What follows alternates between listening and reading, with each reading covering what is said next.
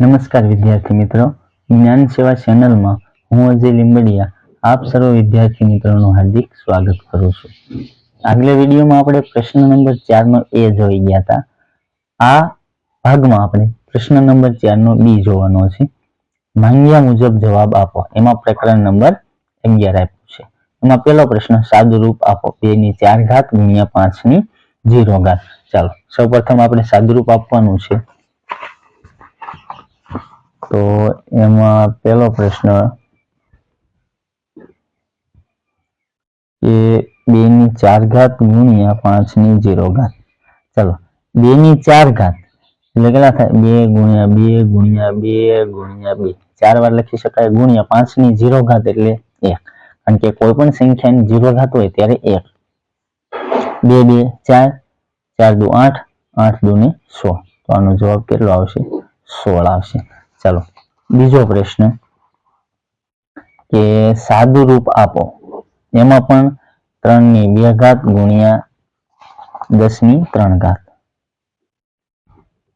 10 ની 3 घात। चलो 3 ની 2 घात छे तो 3 गुणिया 3 10 ની 3 घात 10 गुणिया 10 गुणिया 10 3 तेरी 9 3 तेरी 9 9 गुणिया 10 એટલે 9 થઈ જાય અને 10 गुणिया 10 એટલે 100 100 गुणिया 10 એટલે 1000 9 गुणिया 1000 એટલે 9000 આ આપણો જવાબ થઈ ગયો।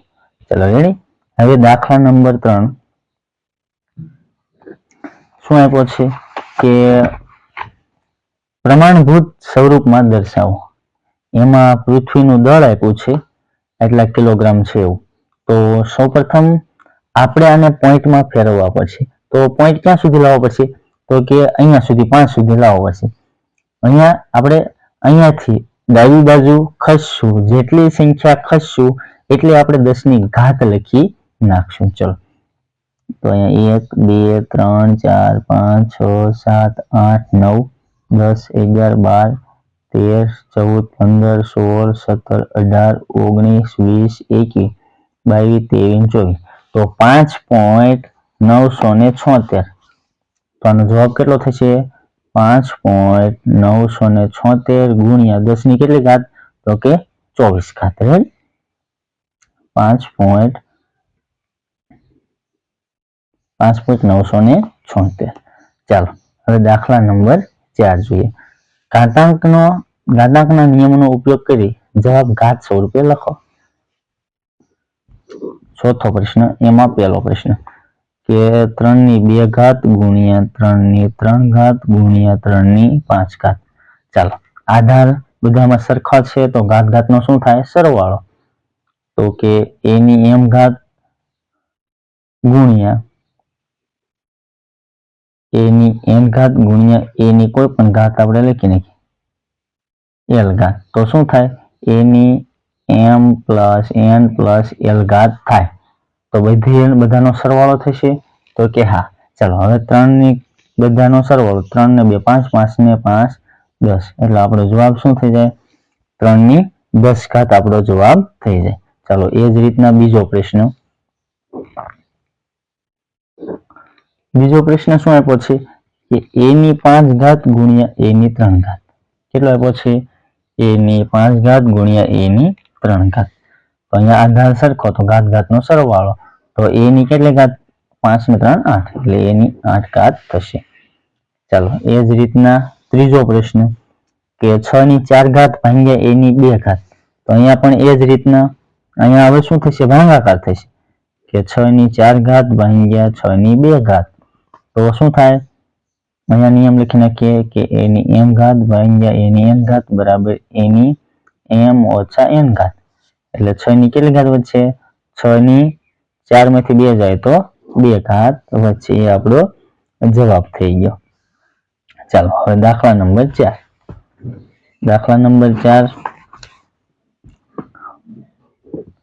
કે 8 ની 5 घात ભાગ્યા 8 ની 3 घात તો અહીંયા પણ ભાગાકાર છે તો બાદબાકી કરી નાખવાની 5 માંથી 3 જાય તો કેટલી વધી 2 તો 8 ની 2 घात આપણો જવાબ।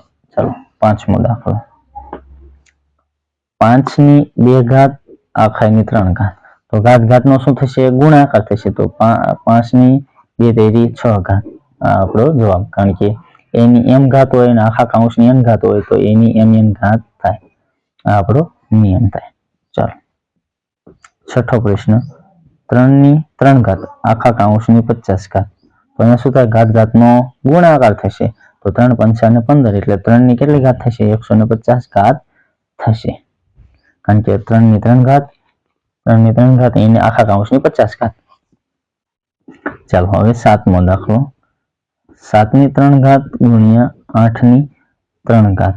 ચાલો હવે શું કરશું અહીંયા, તો સૌપ્રથમ અહીંયા આપણે આ બંને અહીંયા શું થઈ જશે, અહીંયા ઘાત સરખી કેટલી છે, ઘાત કેવી છે, તો કે ઘાત હવે અહીંયા સમાન છે. શું છે, અહીંયા ઘાત સમાન છે. શું છે, ઘાત સમાન. તો હવે જ્યારે પણ ઘાત સમાન હોય તો ઘાતને સમાન લઈ લેવાની, તો કે 7 ગુણ્યા 8 આખાની 3 ઘાત એટલે 7 8 ને 56, 56 ની 3 ઘાત. આ રીતના તમારે કરી નાખવાનું. ચાલો હવે દાખલા નંબર 8 જોઈએ કે 5 ની 4 ઘાત ગુણ્યા -2 ની 4 ઘાત. ચાલો અહીંયા સૌપ્રથમ શું કરશું, અહીંયા પણ ઘાત કેવી છે, સમાન છે, તો કે હા 5 ની 4 ઘાત ગુણ્યા -2 ની 4 ઘાત. આધાર સરખો હોય તો 5 ગુણ્યા -2 ની 4 ઘાત, 5 દુ ને 10 એટલે -10 ની 4 ઘાત થઈ જશે, તો કે હા -10 ની 4 ઘાત. ચાલો હવે 9મો પ્રશ્ન, 12 ની 8 ઘાત ભાગ્યા 12 ની 5 ઘાત. ચાલો 9મો પ્રશ્ન, હવે 9મો પ્રશ્ન આપણે શું કરશું કે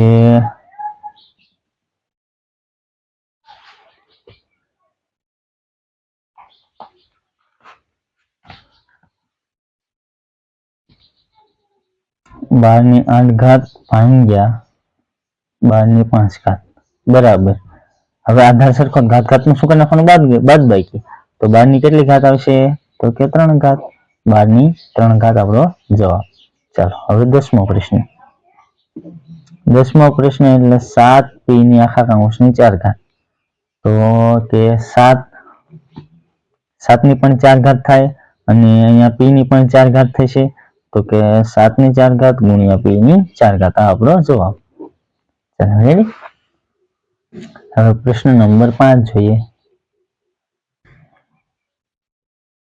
ચાલો પ્રશ્ન નંબર 5 અહીંયા પૂરો કરી દઈએ. પ્રશ્ન નંબર 5 નો પહેલો પ્રશ્ન શું આપ્યો છે કે 6/5 આખાની 6 ઘાત.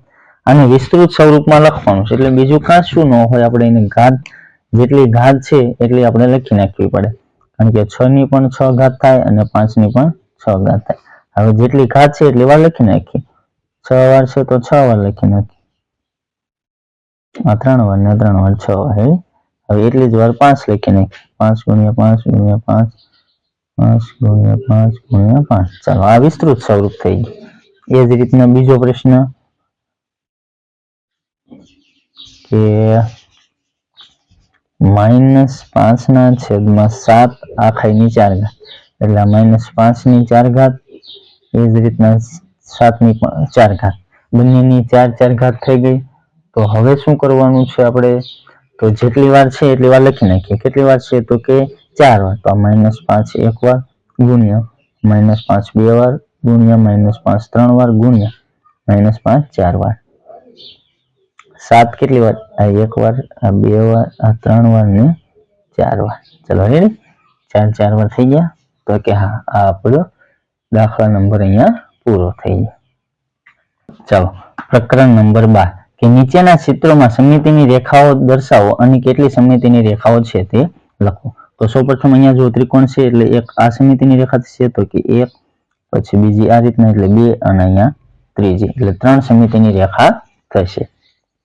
એ જ રીતના અહીંયા આ 1 અને અહીંયા 2 એટલે ટોટલ સમિતિની રેખા કેટલી થશે, અહીંયા 2 થશે.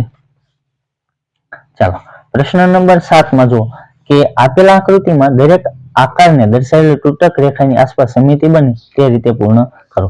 જ્યારે પણ આપણે સ્વાધ્યાયના દાખલા કરી ગયા છીએ એમાં આ રીતના તૂટક રેખાથી આપણે આ આકૃતિ પૂર્ણ કરી છે. તો આ રીતના તમારે આ જે બંને આકૃતિ છે એ તમારે પૂરી કરવાની છે. 8મો પ્રશ્ન, આડી અને ઊભી બંને પરાવર્તિત સમિતિ હોય તેવા અંગ્રેજી મૂળાક્ષરો લખવાના છે. તો ચાલો સૌપ્રથમ આડી અને ઊભી રીતે બંને રીતે સમિતિ હોય એવા આપણે મૂળાક્ષર લખવાના છે. તો સૌપ્રથમ જો આપણે એ થી શરૂઆત કરીએ તો A B C D E F G H તો H થશે. તો કે H થશે તો કે હા. આમ આડી રીતે આમ ઊભી રીતે બે રીતે થશે તો કે હા. તો 8મા દાખલામાં એક H આવશે, પછી I આવશે કારણ કે આડી ને આમ ઊભી રીતે બે રીતે. પછી એક O આવે, કારણ કે આડી ને ઊભી રીતે બે રીતે. અને પછી એક X આવે, એક X આવશે કારણ કે આમ આડી રીતે અને આમ ઊભી રીતે બે રીતે. એટલે જવાબ કયા આવે? H I O અને X. ચાલો રેડી. ચાલો હવે પ્રકરણ નંબર 9 કે નીચે આપેલી કઈ આકૃતિમાં પરિભ્રમણીય સમિતિનો ક્રમ એક કરતા વધુ છે કારણ સહિત આપણે જણાવવાનું છે. ચાલો અહીંયા જો અહીંયા પહેલો પ્રશ્ન છે તો આનો કેટલો થશે પરિભ્રમણીય સમિતિનો ક્રમ? તો કે 4. કારણ કે જો અહીંયા 1, અહીંયા 2, અહીંયા 3 અને અહીંયા 4 એ રીતના થશે પરિભ્રમણીય સમિતિનો ક્રમ. એ જ રીતના અહીંયા કેટલો થશે? તો કે અહીંયા 3 થશે. ત્રિકોણ છે ને એટલે 3 થશે. એ જ રીતના અહીંયા પણ 4 અને અહીંયા કેટલા થશે? 1 થશે. ચાલો પ્રકરણ નંબર 13 ચતુષ્ફલક બનાવવા માટે ઉપયોગમાં લઈ શકાય તેવી રેખાકૃતિ ઓળખો અને એમાં ટીક કરવાનું છે. તો આ આપણે જે છે ને પાઠ્યપુસ્તકમાં પ્રયત્ન કરો એમાં આપણે શીખી ગયા છીએ. એમાં કઈ કઈ થશે? તો એક આ થશે અને એક બીજી આ થશે. ચાલો પ્રશ્ન નંબર 11 આઇસોમેટ્રિક ડોટ પેપર પર નીચેના દરેક આકારોનો આઇસોમેટ્રિક સ્કેચ બનાવો. તો દાખલા નંબર 11 અને 12 આપણે સ્વાધ્યાય સોલ્યુશનમાં જોઈ ગયા છીએ. અને જો તમે સ્વાધ્યાયના વિડીયો હજુ નથી જોયા તો નીચે તમને લિંક મળી જશે, તેમાંથી તમે જોઈ શકો છો. અથવા તમે પ્લેલિસ્ટમાં જઈ તમે પણ આ પ્રશ્ન જોઈ શકો છો. એમાં પ્રશ્ન નંબર 11 અને 12 તમને જોવા મળશે કે એક લંબચોરસના માપ 5 સેમી, 3 સેમી અને 2 સેમી છે. તો આ લંબઘનનો એક આઇસોમેટ્રિક આકૃતિ બનાવો. તો આ રીતના જે સ્વાધ્યાયના દાખલા છે એમાં આપણે સોલ્યુશન દાખલાઓ કરાવેલા છે. તો ત્યાંથી તમે આ પ્રશ્ન જોઈ શકો છો. અહીંયા આપણો આ વિડીયો પૂરો થાય છે. જો વિડીયો ગમે તો વિડીયોને લાઈક કરી દેવાનો છે. ચેનલ પર નવા હોય તો ચેનલને તમારે સબસ્ક્રાઇબ કરી દેવાની છે. અસ્તુ. જય હિન્દ, જય ભારત.